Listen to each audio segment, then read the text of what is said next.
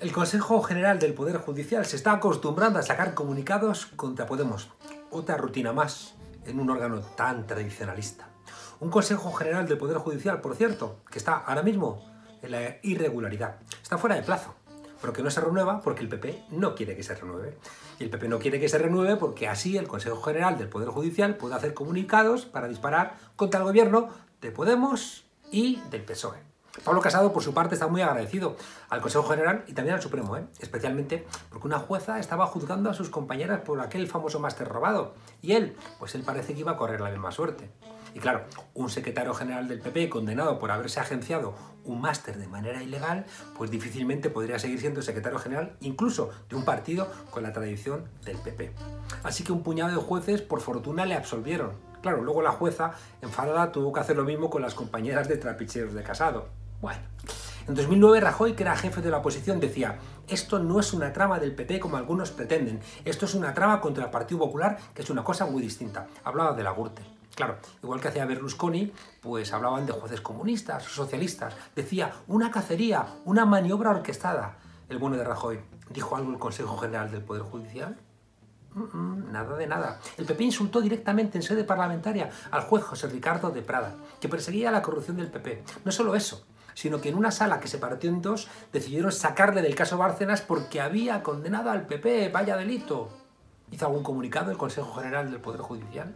Rafael Hernando acusó al instructor del sumario de los papeles de Bárcenas, José de la Mata, de ser parcial y de perjudicarles intencionadamente. No solamente eso, sino que también al juez José Ricardo de Prada llegó a decirle que tenía sintonía con el mundo proetarra. ¿Es que dijo algo acaso el Consejo General del Poder Judicial? Sintonía proetarra. El PP se cargó a su fiscal general del Estado, Torres Dulce, porque Bárcenas entró en la cárcel y se enfadó el PP. Dio el Consejo General algún amparo a este fiscal y luego volvió a cargarse el PP a una fiscal suya porque los del PP querían nombrar a un fiscal amiguito en la anticorrupción. Fue un fiscal, Maza, quien nombró fiscal anticorrupción a Moix. Todo quedaba en casa. Qué curioso, que Moix era el que había dicho Ignacio González, un ladrón del PP, que quería que fuera nombrado fiscal. Vaya, vaya, vaya. ¿Alguien me puede mandar un documento del Consejo General del Poder Judicial protestando contra aquel nombramiento? ¿Y a quién ha nombrado Ayuso como consejero de Justicia y de Interior de la Comunidad de Madrid? Enrique López López, un juez promocionado al Consejo General del Poder Judicial por el PP y que fue ascendido al Tribunal Constitucional por el PP, aunque en ese momento no cumplía con los requisitos legales. Por supuesto, y como tantos otros jueces afines al PP, cobró decenas de conferencias de la FAES, que entonces era la fundación del PP. Tuvo que dimitir del Constitucional por conducir, vaya, borracho y sin casco, con su moto, en el centro de Madrid. No parece que al Consejo General le preocupen esos comportamientos, pero no recuerdo ningún comunicado. La principal juez española del Tribunal de Justicia de la Unión Europea, Rosario Silva Lapuerta, hermana de la jefa de los abogados del Estado y sobrina del extesorero popular, resulta que financió a Génova con donaciones, al menos entre los años 2008 y 2011. ¿Qué escándalo, no? Consejo General del Poder Judicial. Jueces que reciben a imputados, jueces que pasan información, jueces que cobran por cursos, jueces que cobran por dar clases de judicatura, jueces que solamente pueden ascender en la carrera judicial si les apoya el PP. ¿Creéis que por cada infracción de este tipo ha dicho alguna vez algo el Consejo General del Poder Judicial? No. El presidente del Consejo General es un poder dentro del poder.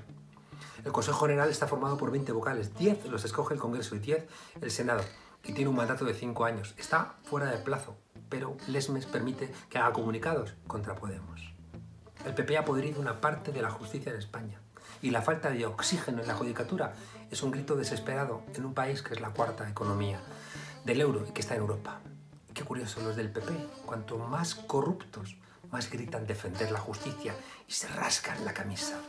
Hipócritas. Bienvenidos a la frontera desobedientes.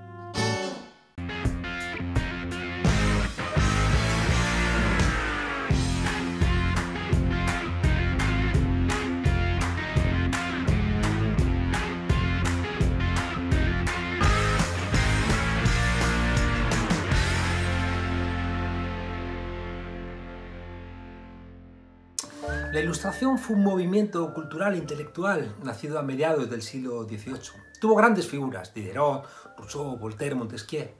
Los pensadores de aquel despertar de la razón sostenían que había que combatir la ignorancia, la superstición y la tiranía para construir un mundo mejor. Pero claro, Eso era incompatible con sembrar las bases económicas del liberalismo. Fue una gran obra, pero con bastante fe de ratas. De hecho, los defensores de la razón necesitaban que el pueblo creyera en dioses y en supersticiones. Las desigualdades que hoy sufrimos, además, proceden de la misma esencia de aquel sistema económico de hace 3 siglos. Aquel periodo fue una etapa revolucionaria, pero para la burguesía. Al tiempo condenó a las clases populares a la explotación, a la incultura, a la desigualdad. Una desigualdad que es verdad, siempre había existido, pero que ha dado un salto enorme hasta llegar ahora, en el siglo XXI, donde el 1% de la población posee más riquezas que el 99% restante. Queremos hablar, en tiempos de confinamiento, de la historia. ¿Qué mejor para hacerlo que un licenciado en Historia Moderna y Contemporánea, que ha sido Premio Nacional de Ensayo, que ha sido Premio Nacional a la Mejor Labor Editorial en 2007 y que ha editado más libros de historia de los que hemos tenido tiempo de leer? Gonzalo Pontón, bienvenido a La Frontera y feliz San Jordi, por decir algo. Gonzalo Pontón, hoy día de San Jordi, en un país donde de 10 cabezas, decía Machado, 9 embisten y una piensa. Bueno, en los tiempos de Machado era así. Lamentablemente la cosa ha empeorado. Como decía Stanislav Lek, no esperéis demasiado del fin del mundo. No.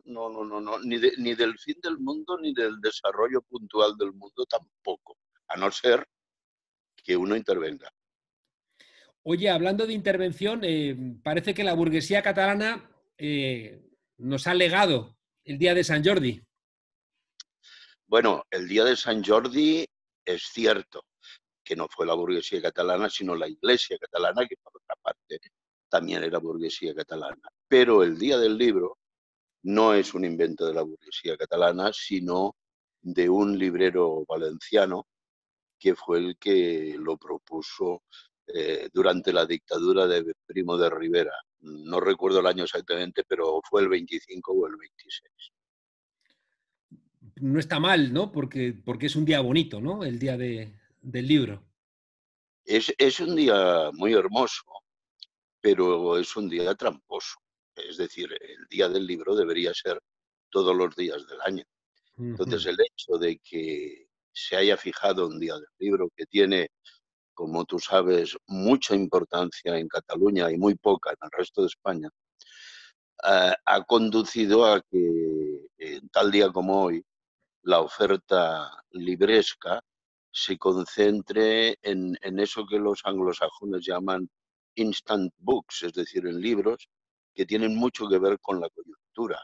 Por ejemplo, en los últimos años, el Día de San Jordi ha sido un terreno completamente abonado para sacar libros sobre el procés de todos los colores, por, contra, neutros, pasivos y eufemísticos. Oye, tú que has trabajado sobre el tema y has publicado sobre el tema, ¿qué papel desempeña la estupidez en el mundo? Contra la estupidez ni los mismos dioses pueden. Eso es una cosa que se sabe desde Schiller. La estupidez en el mundo no es algo que exista, digamos, gracias a la intervención de Dios nuestro Señor, sino que es mucho más terrenal, mucho más humano. Lo explicaba muy bien Baruch Spinoza a principios del siglo XVII cuando decía, todos nacemos igualmente estúpidos y morimos igualmente estúpidos, pero no es por nuestra culpa, sino porque nuestras élites se ocupan de que permanezcamos en esa situación. Tú has dedicado un libro por el cual te concedieron, ¿no?, el Premio Nacional de Ensayo, a decir que, bueno, que cuidado con la ilustración porque parece que traíamos a la razón, ¿no?, al primer plano, renunciábamos al oscurantismo y, bueno, parece que de aquellos tiempos, bueno, vienen las referencias a la enciclopedia, al progreso, pero tú nos recuerdas que había más cosas. Claro, porque está bien la ilustración, está bien el recurso a la razón, está más que bien. Y en ese sentido la ilustración es sin duda ninguna un paso hacia adelante para la humanidad. Es un proceso revolucionario en la medida en que también lo es la Revolución burguesa.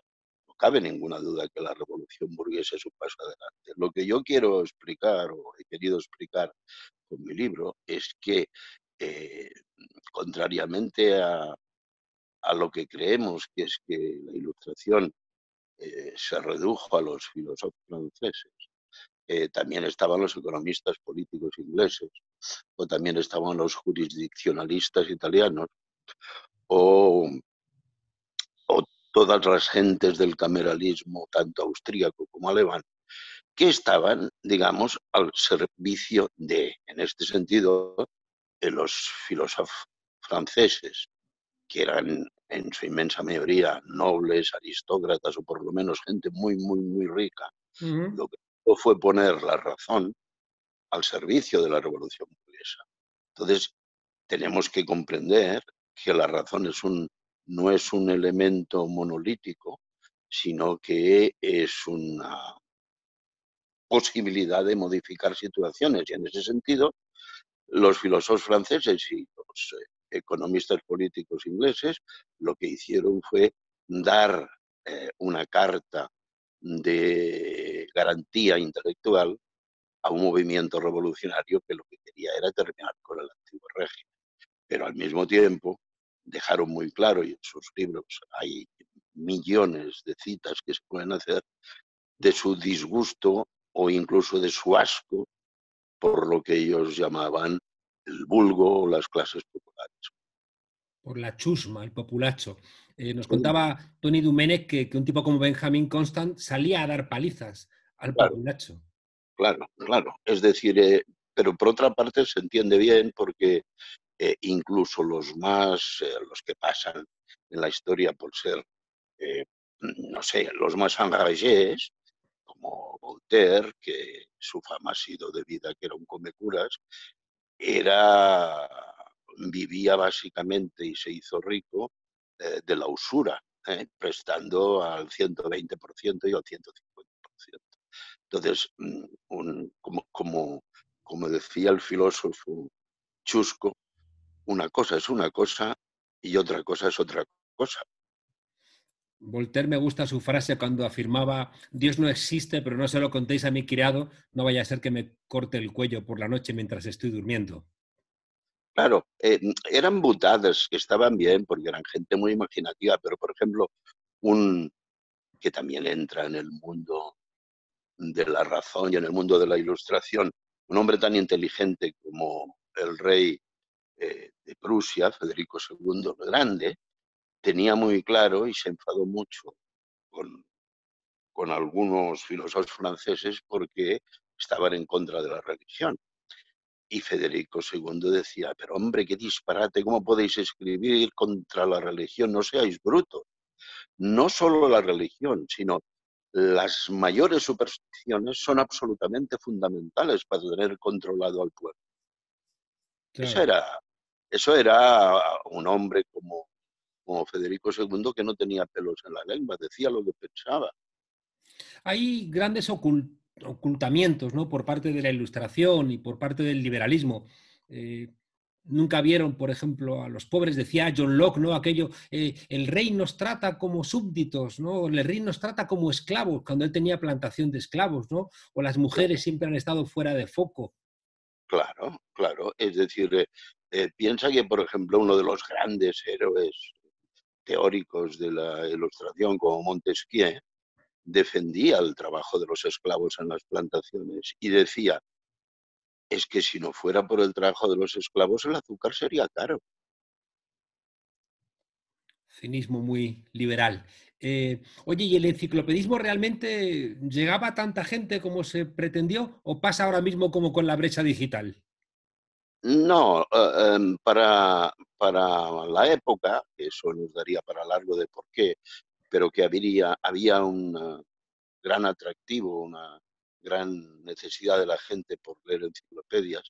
La verdad es que fue un boom, pero como han explicado los historiadores especialistas en el asunto, la compraron los ricos, la iglesia, los burgueses, y según este hombre, aunque no lo puede demostrar, él cree que difícilmente la leyeron.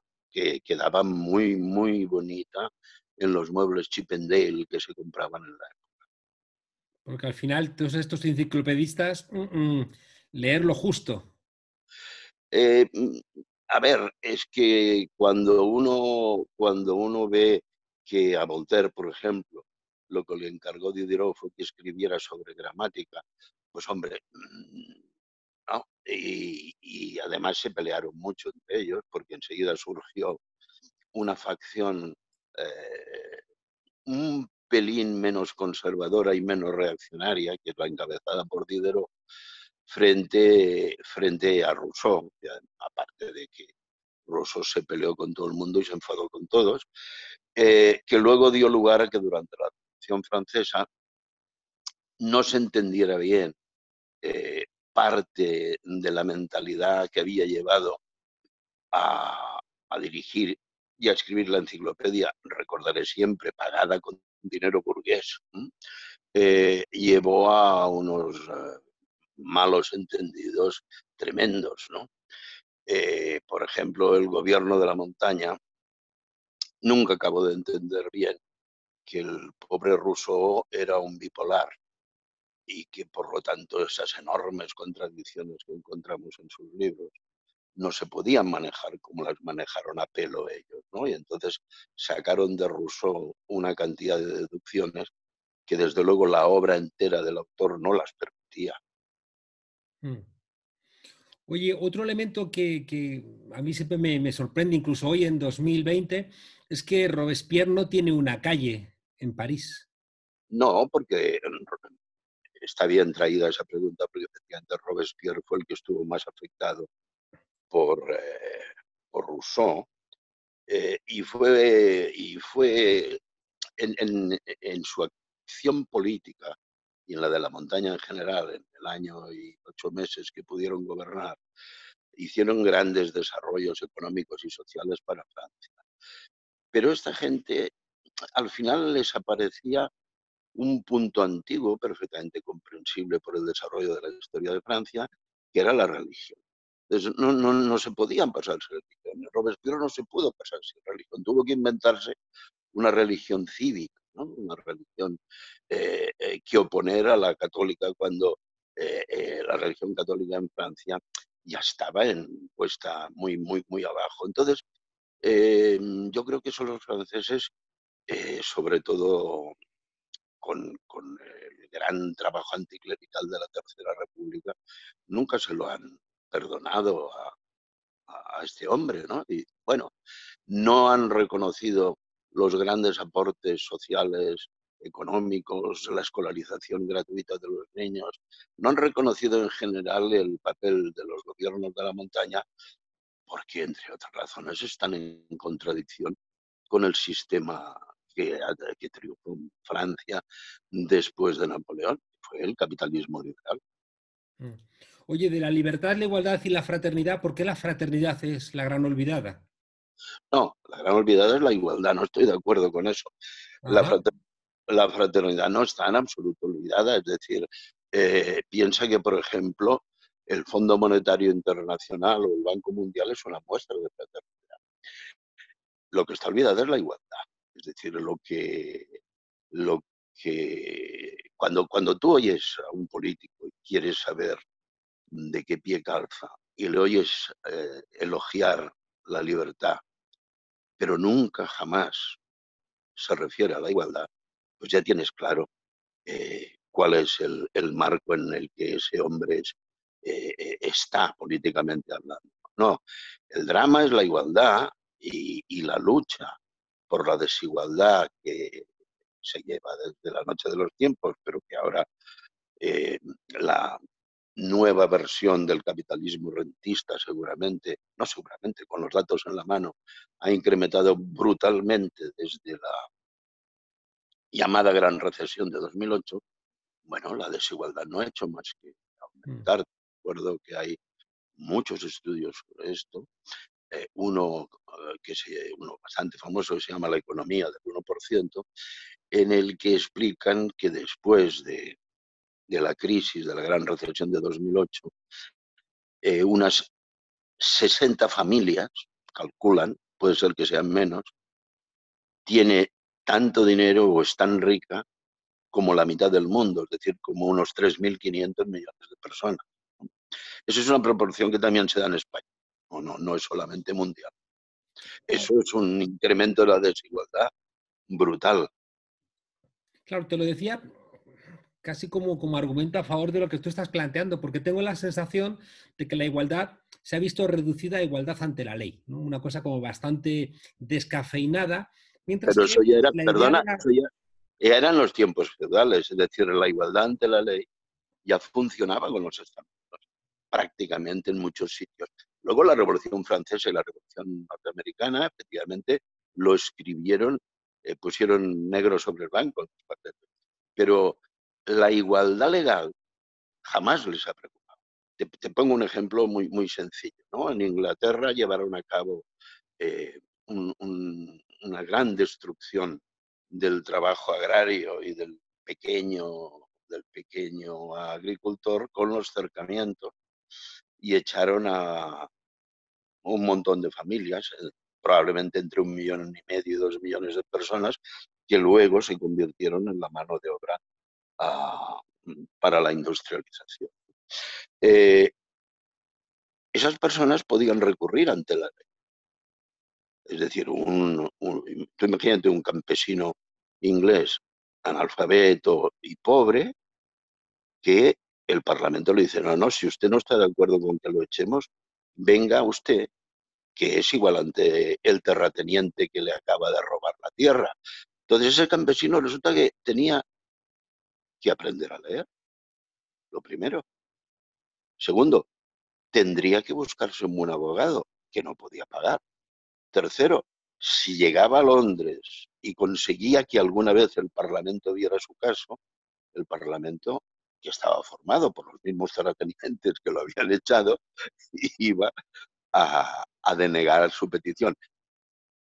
Y cuarto, cuando volvía al pueblo, ¿cómo lo recibía el nuevo señor? ¿Qué trato le daría? Por lo tanto, lo de la igualdad hasta la ley es muy simpático. A mí me gusta mucho ver los tribunales italianos que tienen un lema encima que dice, en España no, los tribunales no lo tienen, pero en Italia sí. El lema máximo es la legge è uguale per tutti.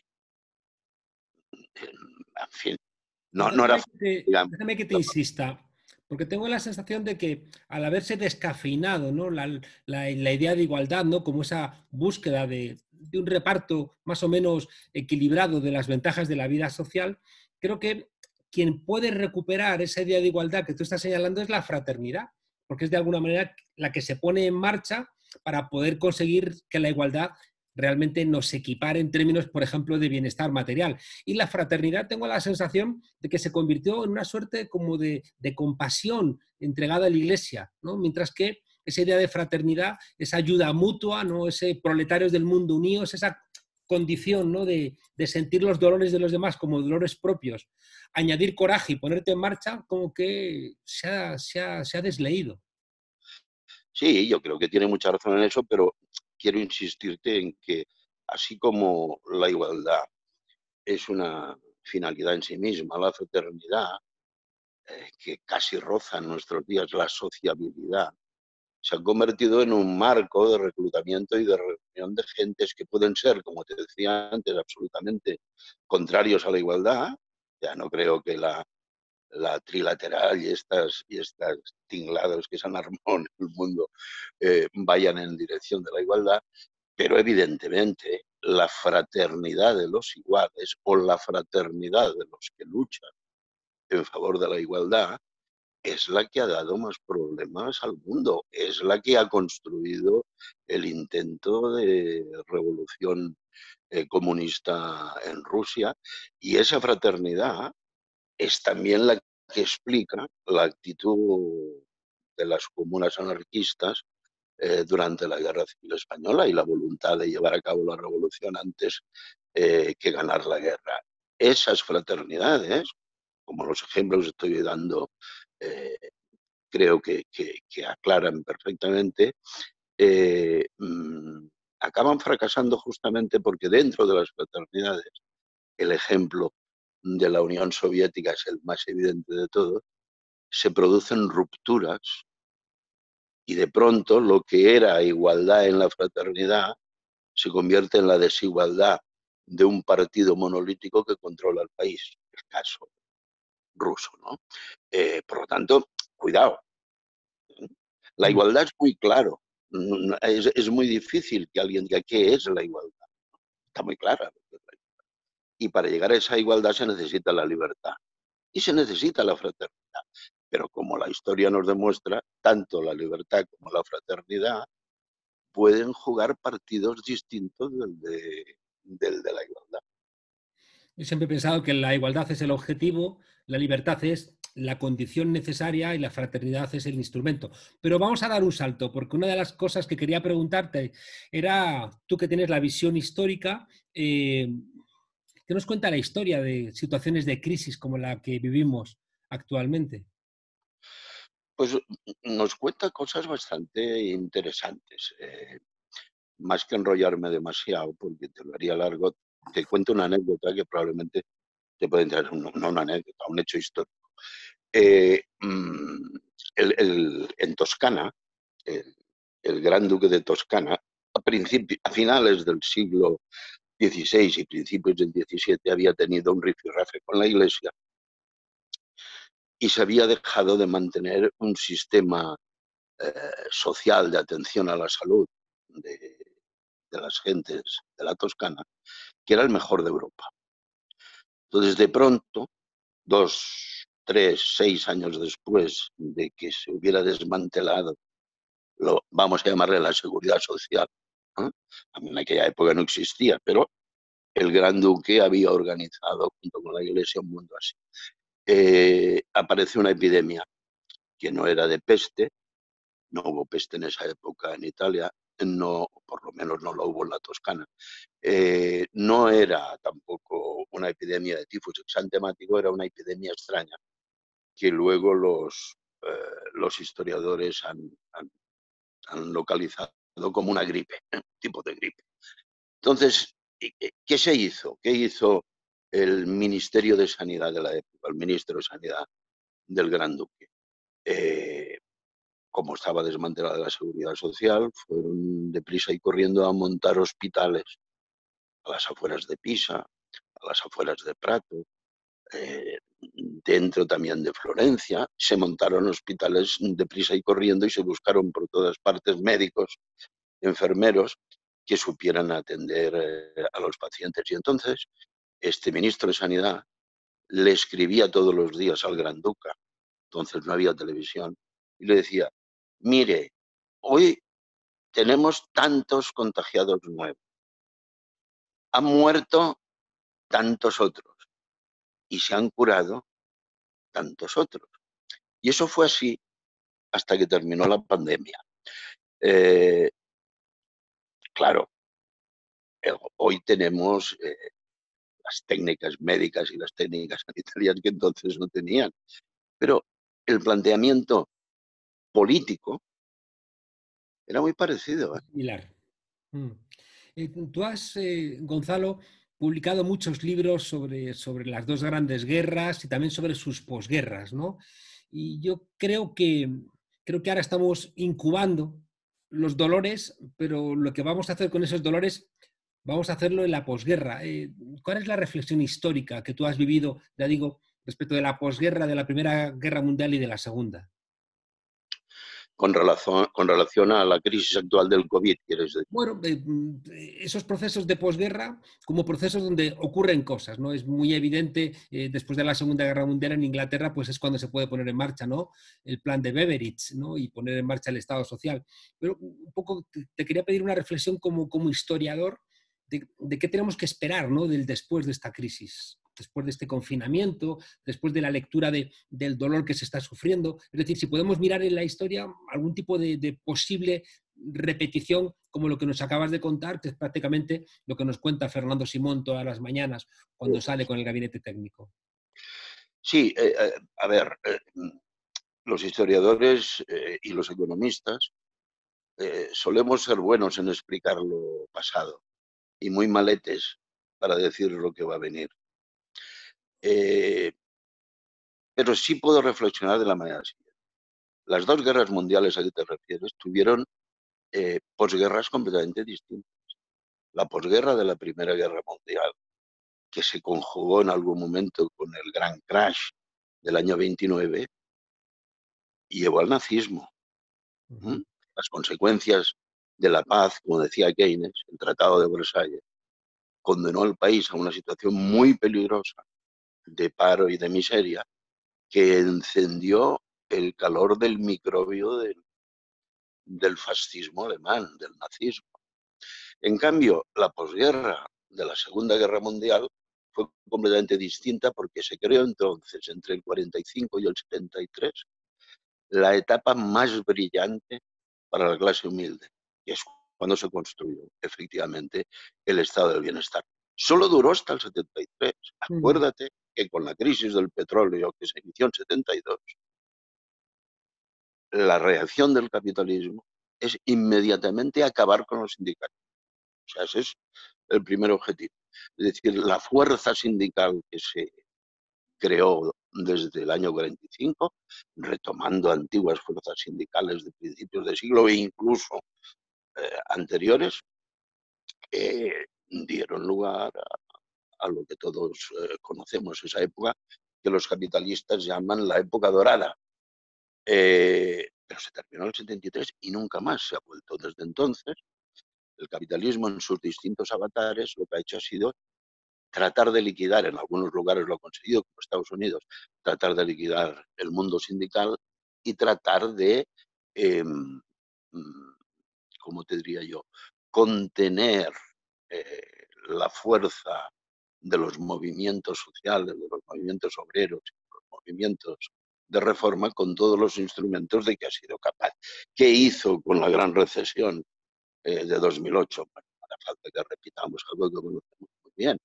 ¿Quién pagó el pato? ¿Quién sufrió los recortes? ¿Quién sufrió el problema que le había pasado en Toscana en 1610? ¿Quién lo ha sufrido ahora en 2020 cuando de pronto nos hemos encontrado que no teníamos, camas, que no teníamos UBI suficientes, que no teníamos ni siquiera hospitales suficientes porque estaban privatizados y porque los recortes nos habían dejado absolutamente en pelotas? Yo en ese sentido no sé lo que va a pasar cuando salgamos de esta crisis, pero si tú me permites, me gustaría hacer una reflexión. Una reflexión de las muchas que se pueden hacer sobre lo que está pasando y lo que puede pasar. Esta es una reflexión banal, elemental, muy sencilla, pero que yo creo que haríamos bien en reflexionar sobre ella. Es decir, cómo el capitalismo crea sus propias reglas y a la vez las traiciona. Me explicaré con este ejemplo banal. Muchas veces la progresía se lanza una crítica feroz de los enormes sueldos que ganan los futbolistas, los enormes millones y millones que ganan, y hay una progresía feroz que se lanza contra eso, y entonces le contesta al sistema, pero hombre, esto es la ley de la oferta y la demanda. Hay muchísima demanda de fútbol por parte de la gente y hay muy poca oferta de Messi. Por lo tanto, esta gente tiene que ganar mucho. ¿Qué pasa ahora mismo? Pasa que la ley de la oferta se ha inclinado del lado de los médicos, del lado de las enfermeras, del lado de las limpiadoras de los hospitales. Ah, pero no se les paga más. Cuando se termine esta crisis, las enfermeras seguirán cobrando 1.500 euros al mes. Eso sí, el capitalismo es tan inteligente que sabe tocarnos las fibras sensibles y en vez de pagarles como se merecen y como se debería, lo que nos hacen es, para que al capitalismo no le cueste un duro, recurrir a nuestros intestinos, a nuestros sentimientos morales. Y nos incitan a salir todos los días a las 8 de la tarde a aplaudir a los médicos, a las enfermeras y a las limpiadoras de los hospitales. Y cuando dejemos de aplaudirles, regresarán todos a su condición social anterior y los futbolistas también. Mm. Eh, una conclusión por intentar, y tenemos que ir terminando, es que sin sindicatos fuertes de esta crisis no vamos a salir más emancipados. Claro, pero como todo en la vida hay que cambiar. Los sindicatos antiguos no valen. La- tenemos que transformar nuestras ideas precisamente en la lucha por la igualdad. Y en la lucha por la igualdad tenemos que estar todos. La fraternidad que tú dices, que me gusta mucho, que ahora llamamos solidaridad, como sabes, esa solidaridad entre las clases lastimadas, entre las clases que ha machacado las aves negras de la historia, es la que nos puede ayudar a trabajar, a avanzar hacia la igualdad. Porque la llamada sociedad civil, si quieres que utilicemos esa expresión, puede trabajar en una radio de tiempo muy distinto del político y desde el sindicalista, ¿no? Nosotros podemos ir trabajando por la igualdad, cada uno en nuestra medida y con nuestras posibilidades, sin estar angustiados porque dentro de 4 años, como le pasa a un político, se acabe nuestra capacidad de actuar. Nosotros no tenemos 4 años, ni 8, tenemos la vida. Nosotros hemos de ser, acuérdate, y ya sé que esto es cosa de viejos rojos como yo, pero tenemos que seguir siendo el viejo topo. Horadando. Gonzalo, déjame preguntarte 3 o 4 cosas y te ruego respuestas telegráficas. ¿La salida a esta crisis va a ser nacionalista? No, ¿Por qué?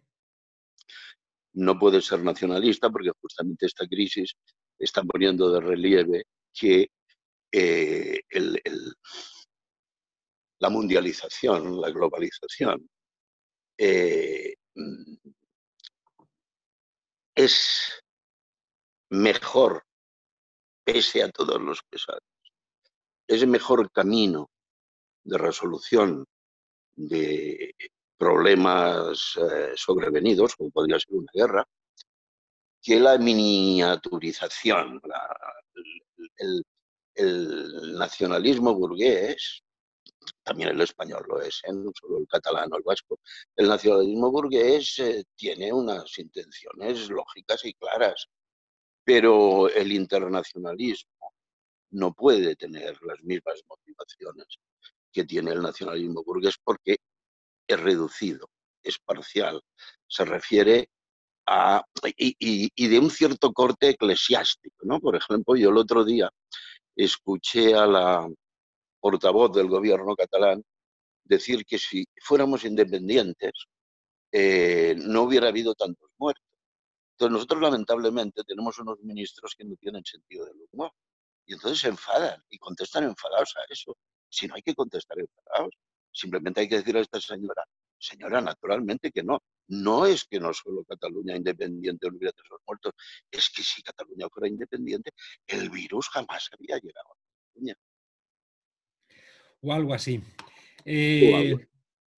Tenemos que irnos. Leyendo sobre tu libro, hacías una recomendación que la he escuchado mucho en el mundo latinoamericano de los indígenas, la petición de no ser flojos, ¿no? Y de alguna Sí, manera tú insistes en esa idea. sí, sí, pero se enmarca dentro de la idea general mía del viejo topo y del trabajo por en el camino hacia la igualdad. En ese sentido, no hay que ser flojos. No hay que ser flojos no quiere decir que tengas que estar las 24 horas del día trabajando por esos objetivos. Quiere decir que no hay que ser flojos intelectualmente. Es decir, el problema, o uno de los problemas para avanzar en la igualdad es precisamente la educación. Tú has empezado a hablar al principio también de educación. No se puede tener flojera mental, pero como explicaba Spinoza, las élites ya cuidan de que seamos muy flojos mentalmente. Luego, parece de sentido común que si a lo que a las élites les interesa es que seamos flojos mentalmente, lo que tenemos que hacer es todo lo contrario. Es decir, tratar de ser fuertes mentalmente. Y para ser fuertes mentalmente hay que pensar. Hay que pensar, no solamente leer, no solamente formarse en la escuela. Hay que pensar y hay que pensar críticamente.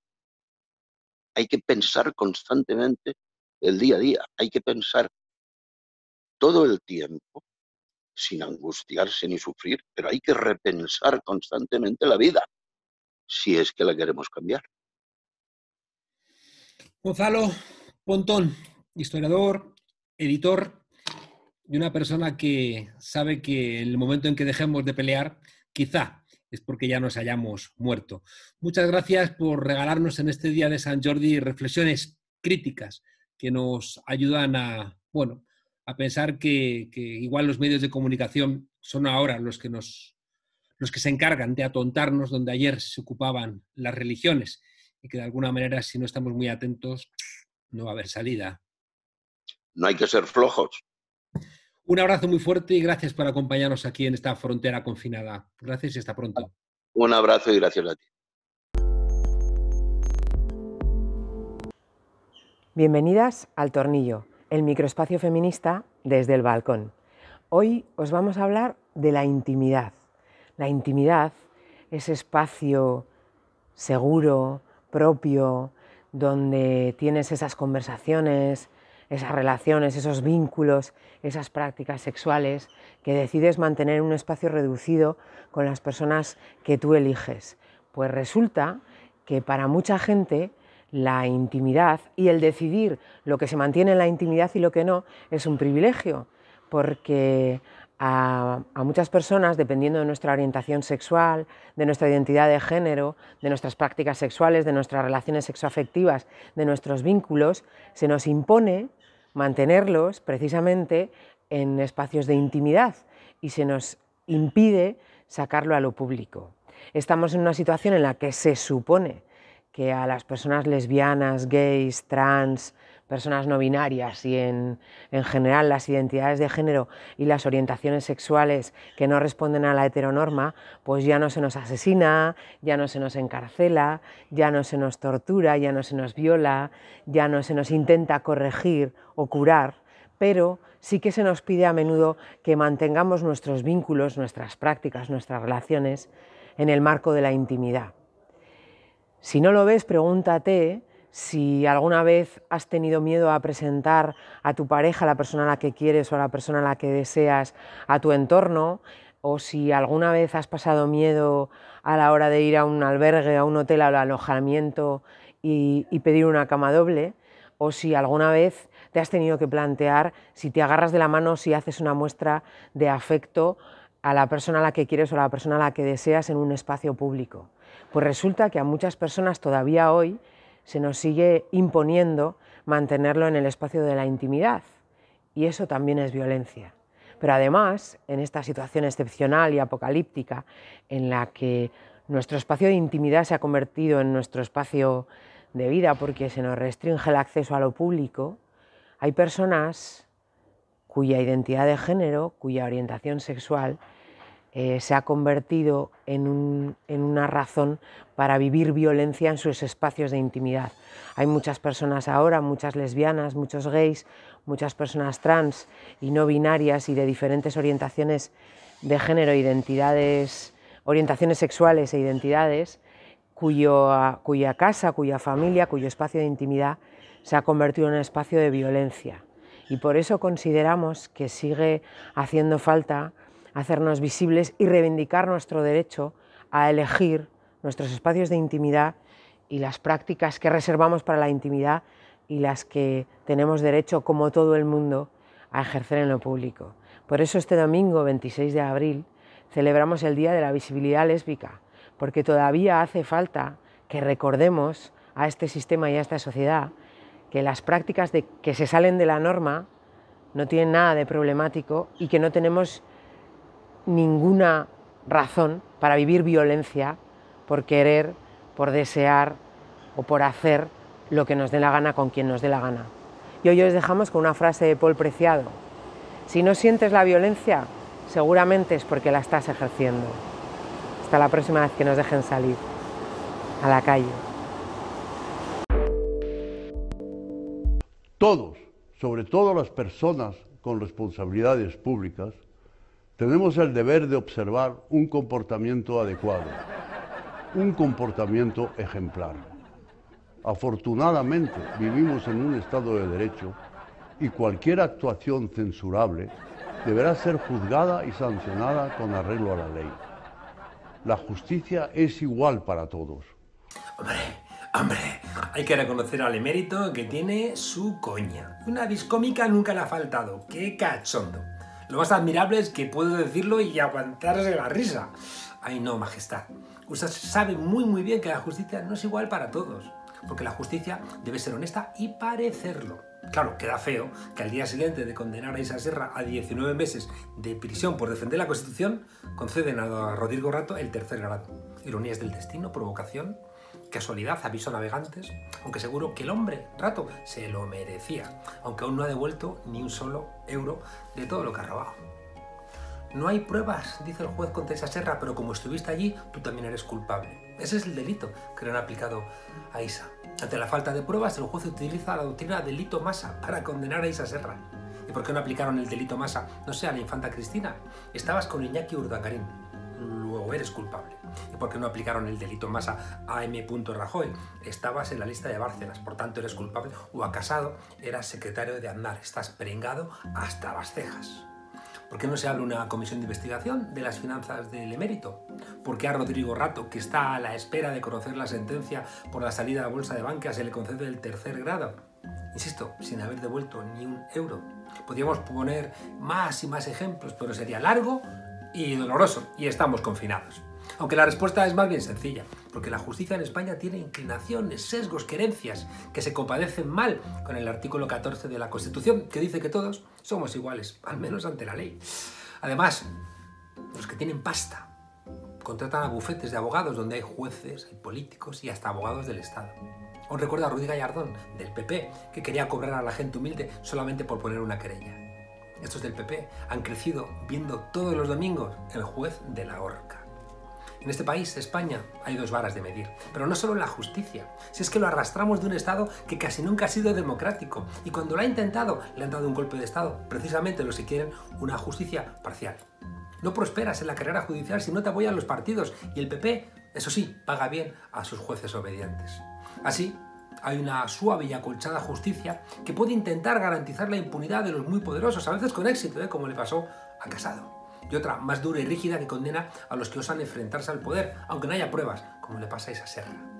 ¿La justicia es tan ciega como quieren hacernos creer?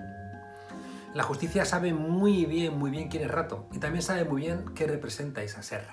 A lo mejor por eso unos jueces le conceden a Rato el tercer grado y a la diputada de Podemos, Serra, le aplican el delito masa. Y aquí sí nos consta, lo ha hecho un juez con claras inclinaciones políticas. Un juez que, por lo general, no se le conoce que vibre escuchando el Bella Ciao.